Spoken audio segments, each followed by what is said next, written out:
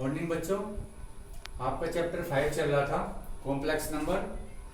कल आपका इंट्रोडक्शन पूरा हो गया है। आज एक्सरसाइज शुरू कर रहे हैं 5.2 की। कल आपको दो बातें बताई गई थी,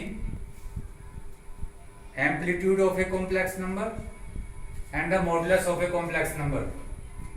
आज हम एक्सरसाइज सोल्व करेंगे कि हमारे पास एक कॉम्प्लेक्स नंबर है -1 - i√3 कि दो चीज निकालेंगे, मापांक और कोणांक। मापांक निकालना बहुत सरल होता है बच्चों, जैसे कि z जो हमने पोलर फॉर्म होती है r cos theta plus i r into I sine theta.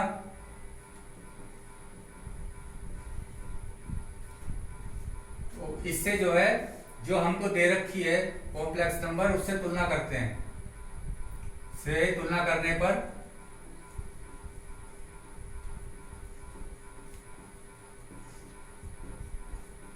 हमको क्या प्राप्त होता है बच्चों? r cos theta equal to -1, r sin theta equal to -√3।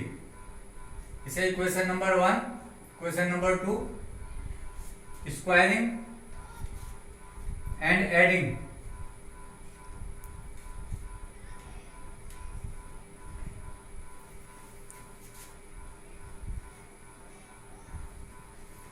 One and two square करने के बाद जोड़ना भी है साथ साथ।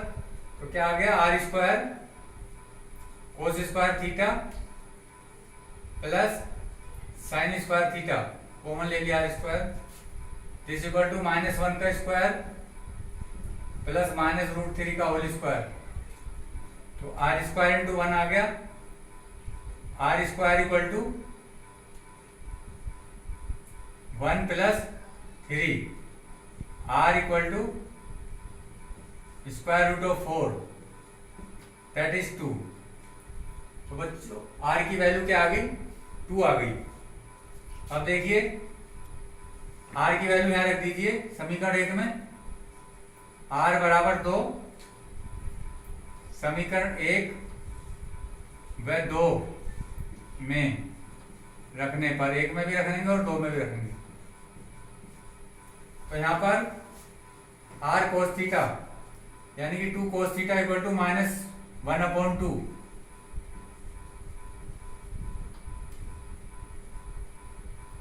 -1 है तो cos थीटा इक्वल टू क्या आ गया? -1/2।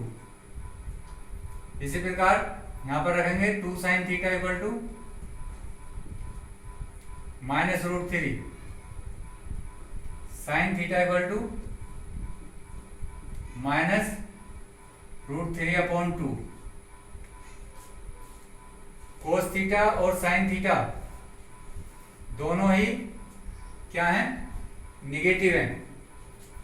और आपको याद होगा बच्चों, कौन से चतुर्थांश में दोनों नेगेटिव होते हैं? बताइए। दोनों नेगेटिव होते हैं थर्ड में, यहां पर होते हैं कोस और साइन नेगेटिव।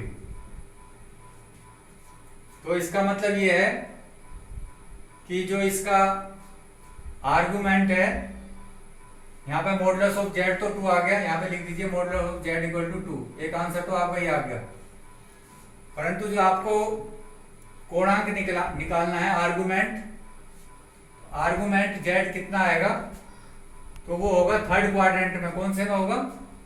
थर्ड क्वाड्रेंट में। तो देखो इधर देखो, थर्ड क्वाड्रेंट ये है आपके सामने।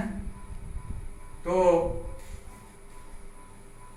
ये एंगल यहां पर होगा, ये होगा यहां तक, that is the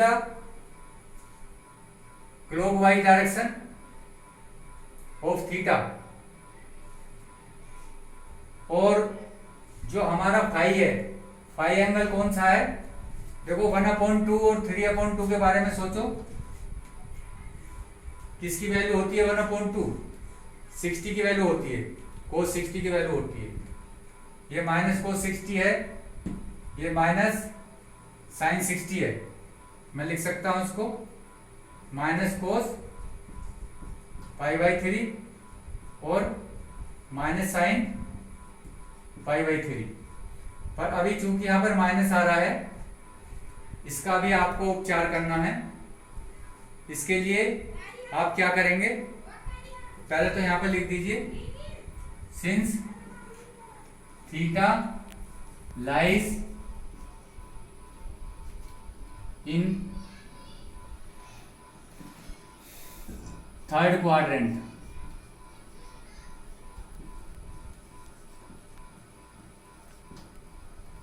theta lies in third quadrant. तो ये देखिए जो पाई बाई 3 एंगल है, ये वाला एंगल जो है पाई बाई 3 है, और इस पाई बाई 3 को जनरल केस में आपने लेना है। किस में लेना है? जनरल केस में। और जनरल केस में लेने के लिए आप क्या करोगे, थर्ड क्वाड्रेंट में हमने एक चार्ट बनाया है बच्चों, आप इधर देखिए, इस चार्ट में देखिए, यदि सबसे पहले आपका जो हमने कल बताया था एक एग्जांपल, यदि कभी थीटा जो है फर्स्ट क्वाड्रेंट में आता है तो क्या होगा, थीटा का मान फाई के बराबर होगा। फाई आप सोच रहे होगे आपने फाई कहां से ले लिया, ये वो मान है जो आपको दिखाई दे रहा है, ये आपको दिखाई दे रहा है, परंतु ये अभी थीटा नहीं है बच्चों, थीटा अभी निकालना बाकी है हम। तो फर्स्ट क्वाड्रेंट में थीटा जो है फाई के बराबर होगा, और सेकंड क्वाड्रेंट में क्या निकालोगे, ये फर्स्ट क्वाड्रेंट में हो गया, अभी आपको सेकंड क्वाड्रेंट में निकालना है। तो सेकंड क्वाड्रेंट में आपका इस तरह से होगा, ये। तो इसे निकालने के लिए जो आपका एंगल होगा, और यहां पर 0 से लेकर के क्या होता है, ये पाई तक होता है, तो इसे निकालने के लिए आप क्या करोगे, पाई में से सब्ट्रैक्ट कर दोगे, पाई माइनस जो भी यहां पर आपको एंगल दिखाई देगा, पाई माइनस, यदि हम उसमें होते तो क्या लिखते हैं इसे, पाई माइनस पाई बाई 3, किस में होते, सेकंड में। तो इसे आप नोट कर लीजिए, जब भी आपको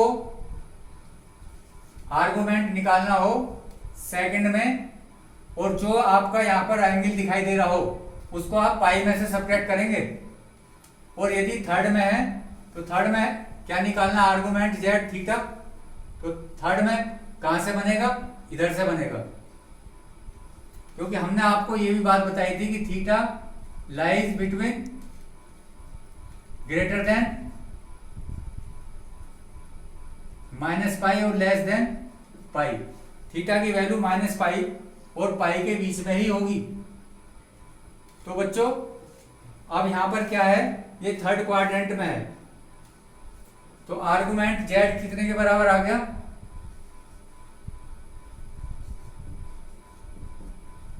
ये देखिए माइनस पाई माइनस फाई, तो इसको आप ऐसे लिखेंगे माइनस पाई माइनस फाई, क्या है ये वाला, तो ये आ गया माइनस का 3 एकम 3 में से क्या 2, 2 पाई बाई 3। आर्गुमेंट जेड कितना आ गया, माइनस का 2 पाई बाई 3। कहने का मतलब ये है कि जब हम इधर से शुरुआत करते हैं तो पॉजिटिव डायरेक्शन लेते हैं, तो क्या चिन्ह आता है, पॉजिटिव। और बच्चों जब हम इधर से शुरू कर रहे हैं तो निगेटिव डायरेक्शन में आएगा, थीटा की वैल्यू क्या आएगी, निगेटिव। इसलिए यहां पर ये माइनस 2 पाई बाई 3 आया। 2 पाई बाई 3 का मतलब ये 120 डिग्री है, कहां से, एक्स एक्सिस से, यही इसका आर्गुमेंट है। क्लियर? यदि आपको ये बात क्लियर है तो आपके सवाल गलत नहीं होंगे, क्योंकि ये चीजें बार बार रिपीट होगी।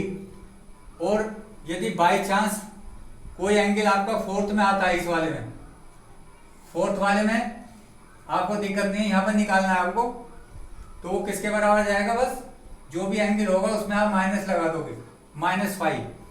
तो फाइव में कंफ्यूज मत होना, फाइव में वो एंगल है जो आप यहां पर रख रहे हैं, फाई हमने ये माना है, तो इसमें हमें यही निकालना था मापांक और कोणांक, और जो क्वेश्चन नंबर 2 है वो भी आप निकाल लोगे बिल्कुल ठीक इसी प्रकार से। यही सारे क्वेश्चन का मेथड रहेगा। और जब हम पोलर फॉर्म निकालेंगे अभी नेक्स्ट क्वेश्चन में, तो हम वैल्यू रख देंगे यहाँ पर इसकी आर की और थीटा की, तो वो पोलर फॉर्म आ जाएगी हमारी। यदि हम इसी क्वेश्चन में निकालें पोलर फॉर्म, वैसे यहाँ तक आपका आंसर हो गया। यदि हम पोलर फॉर्म देखें इसका ध्रुवीय रूप, तो कैसे लिखेंगे बच्चों? यदि ये कह दिया जाता है कि ध्रुवीय रूप में लिखो, तो z इक्वल टू क्या हो जाएगा? R2 cos, अब ऐसे ही लिखेंगे -2π/3। थीटा की जगह क्या लिखा जाएगा? माइनस का 2π/3 प्लस I साइन माइनस का 2π/3।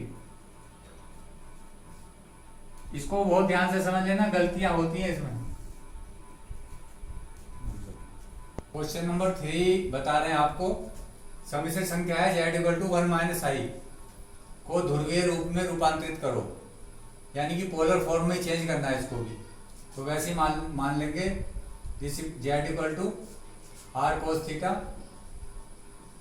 Plus i into r sine theta. तो तुलना करने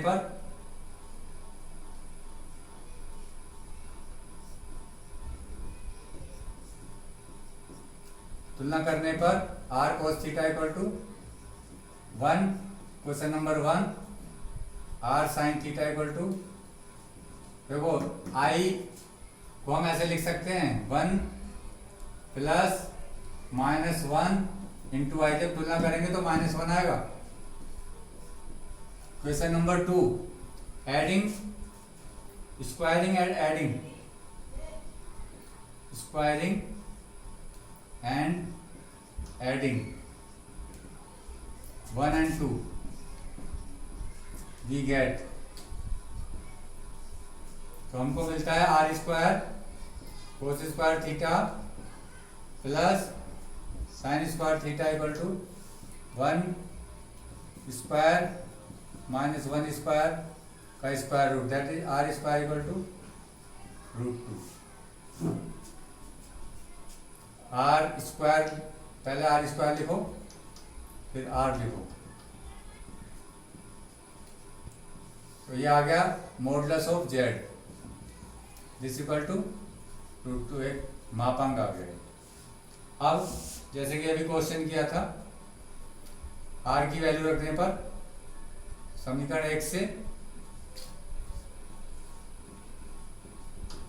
r cos theta √2 cos theta equal to 1, therefore cos theta equal to 1/√2, this equal to cos किसकी वैल्यू होती है? π/4, और √2 साइन थीटा समीकरण 2 से यहां पर रख दिया बच्चों, equal to -1, that is sine theta equal to 1 कितना आ गया? माइनस का 1/√2, दैट इज माइनस का साइन π/4। अब देखिए कोस और साइन कौन से में होते हैं? कोस कौन से में प्लस होता है और कौन से में साइन माइनस होता है? देखो यहाँ तो होल प्लस होते हैं, यहाँ साइन कोसेक, यहाँ पर टेन कोट, यहाँ पर होता है कोस पॉजिटिव और साइन निगेटिव। तो इसका मतलब here theta lies in 4th quadrant. क्यों? क्योंकि कोस और साइन, कोस पॉजिटिव साइन नेगेटिव, तो 4th में है। तो मैंने अभी अभी आपको बताया था, तो थीटा इस तरह से होगा। थीटा की वैल्यू क्या है?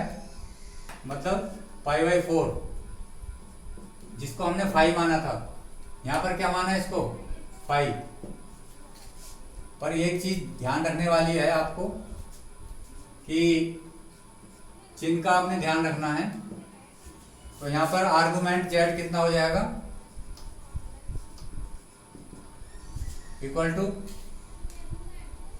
-5, दैट इज -π/4। ये डायरेक्शन इस साइड में है, तो यहाँ पर क्या लग जाएगा, माइनस का π/4। थीटा बराबर क्या आ गया, माइनस का π/4। तो अब आप जानते हो कि कोस पॉजिटिव है, तो आप जब आप ध्रुवीय रूप में लिखोगे इसको तो किस तरह से लिखोगे, कोस -π/4 है, कोस π/4 किसके बराबर होता है, कोस -π/4 और साइन -π/4। तो ध्रुवीय रूप क्या आ गया बच्चों, इसलिए ध्रुवीय रूप बराबर, जो ये इक्वेशन है इसमें r का मान रख दीजिए, r कितना है, √2 cos theta cos -π/4 plus i sine -π/4, और ये इसका ध्रुवीय रूप है, ये इसका आंसर है, ये ध्रुवीय रूप निकल गया। ये क्वेश्चन सभी एक टाइप के हैं, कितने हैं, 8 क्वेश्चन है। आज आपको एक्सरसाइज पूरी करनी है, कंप्लीट एक्सरसाइज 5.2 आज का होमवर्क है। भाई ये वाला नक्शा अपने दिमाग में रखना, तो कभी आपसे गलती नहीं होगी। जैसे कि अभी 4th में आ गया तो -5 हो गया, तो वो 1st में तो कोई दिक्कत ही नहीं है, 2nd में आप पाई में से सब्ट्रैक्ट करते हैं, पर 3rd में मेन ध्यान रखना है माइनस साइन हो जाएगा, जब भी हम इधर चलेंगे 4th में और 3rd में माइनस होगा बस। Okay, thanks.